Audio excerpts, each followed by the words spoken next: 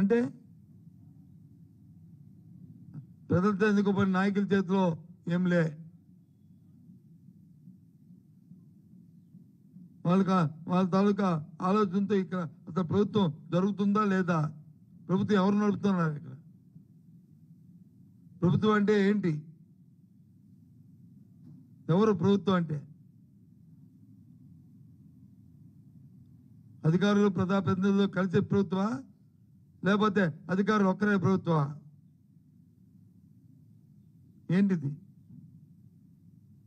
ఎప్పుడు ఒకలా ఉండిపోదు రాజకీయాలు, ఎప్పుడు కూడా. మన ఆంధ్రప్రదేశ్ వచ్చి మన ఎవరు అధికారం ఉన్నప్పటికీ కూడా మొత్తం వ్యవస్థకి ఆన్సరబుల్, వ్యవస్థకి మనం బాధ్యతంగా మనం ప్రవర్తించాలి. అందుకే చెప్తాను, తెలవాలి వేసిన గురించి రామజపం లాగా వైఎస్ఆర్సీపీ చెప్పం తప్ప ఇంకో పనే లేదు, ఇంకో ఆలోచన లేదు. ఇవాళ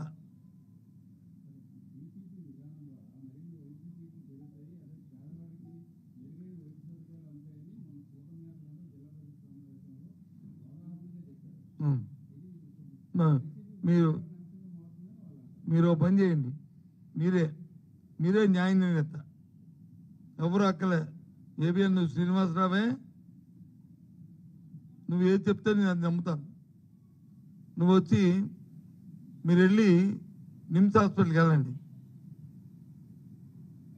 తర్వాత వచ్చి మనం ఇప్పుడు 2 సంవత్సరాలు ఎందుకు విజయనగరంలో పెట్టి హాస్పిటల్, ప్రభుత్వ హాస్పిటల్, అక్కడ వైద్య కళాశాల, అక్కడికి వెళ్ళండి. లేదంటే మన హాస్పిటల్కి వెళ్ళండి. అక్కడ మెరుగైన వైద్యం పేదవాడికి ఇస్తారా, ఇక్కడ మెరుగైన వైద్యం పేదవాడికి ఇస్తారా? అక్కడ ఫ్రీగా వైద్యం పేదవాడికి చేస్తారా, ఇక్కడ పేదవాడికి చేస్తారా? లేదు, అక్కడ చదువుతున్న విద్యార్థికి వచ్చి ప్రభుత్వ ఫీజు ఏ కేటగిరీ కానీ, బి కేటగిరీ కానీ, సి కేటగిరీ కానీ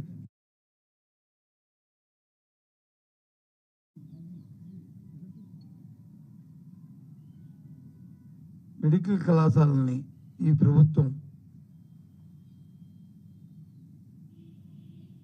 ప్రైవేటిజం చేయబోతుంది, పిపిపి మోడల్లో మార్చబోతుంది అని వారు ప్రకటించడం, ఆ ప్రకటన ప్రజా ఆరోగ్యానికి తీవ్ర నష్టమని, పేద ప్రజలకి వైద్య విద్య దూరం చేసే విధానమని మా పార్టీ వ్యతిరేకిస్తూ విధానాన్ని ప్రజా ఉద్యమాన్ని చేపట్టాం. అందులో భాగంగానే ఈరోజు ప్రతి నియోజకవర్గంలో ఉన్న పార్టీ పెద్దలు, వారితో పాటు స్వచ్ఛంద సంస్థలు, విద్యార్థులు, మేధావులందరితో కలిసి ఎంఆర్ఓ ఆఫీస్కి మెమరాండం ఇస్తూ గవర్నర్ గారి పేరున గవర్నర్ గారికి ఎంఆర్ఓ గారి ద్వారా రిప్రజెంటేషన్లు ఇవ్వాలనే కార్యక్రమాన్ని పెట్టాం శాంతియుతంగా. ఆ కార్యక్రమం రాష్ట్ర వ్యాప్తంగా కూడా పెద్ద ఎత్తున విజయవంతంగా ఆ కార్యక్రమం జరిగింది. ప్రజలందరూ వచ్చి స్వచ్ఛందంగా పాల్గొన్నారు. వారి తాలూకు అభిప్రాయాన్ని, ప్రభుత్వం తీసుకున్న నిర్ణయాన్ని వ్యతిరేకిస్తూ నినాదాలు చేశారు. ఈ కార్యక్రమం జరిగింది. ఆ నేపథ్యంలో రాష్ట్రంలో అక్కడెక్కడ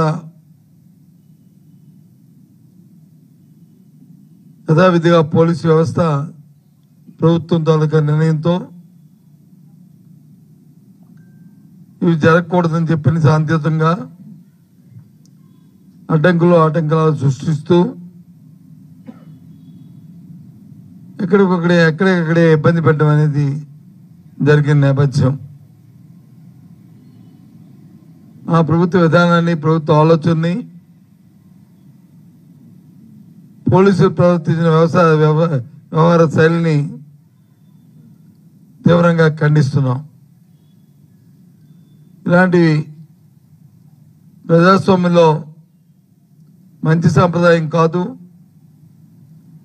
ప్రజాస్వామ్యంలో ప్రజలు అలాగే రాజకీయ పార్టీలు వారి వారి అభిప్రాయాలు చెప్పుకునే స్వేచ్ఛా వాతావరణం ఉండాలనేది మా పార్టీ విధానం, మా పార్టీ ఆలోచన. ఆ నేపథ్యంలోనే వీరు చేసిన ఈ దురాక్రమణ దుర్మార్గమైన ఆలోచనని ఈరోజు జరిగిన పరిణామాలు చూస్తుంటే చాలా బాధగా ఉన్నాయి. ముఖ్యంగా విజయనగరం జిల్లాలో నేను ఇవాళ చీపురుపల్లిలో నియోజకవర్గంలో నేను ఇవాళ పార్టిసిపేట్ చేయడం జరిగింది. నేను కూడా వెళ్ళా. నేను వెళ్ళినప్పటికీ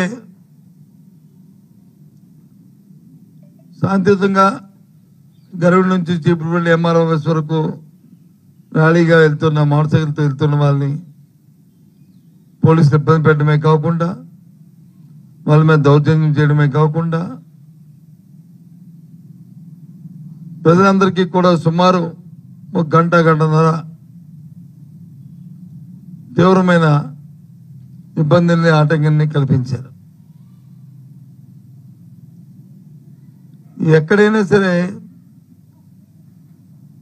ప్రజలు రాజకీయ పార్టీలు ధర్నాలు చేస్తాయి, రాస్తారోకులు చేస్తాయి. కానీ ఇవాళ దురదృష్టం పోలీసు వారే రాస్తారోకు, పోలీసు వారే ధర్నా చేసినట్లు ఉంది ఇవాళ చీపురుపల్లిలో. నేను చూశాను ప్రత్యక్షంగా. చాలా తప్పు ఈ సాంప్రదాయం. రాష్ట్ర అధికారులని, జిల్లా అధికారులు, పోలీసు అధికారులు కూడా ఆలోచించండి, ఒకసారి ఆలోచించుకోండి.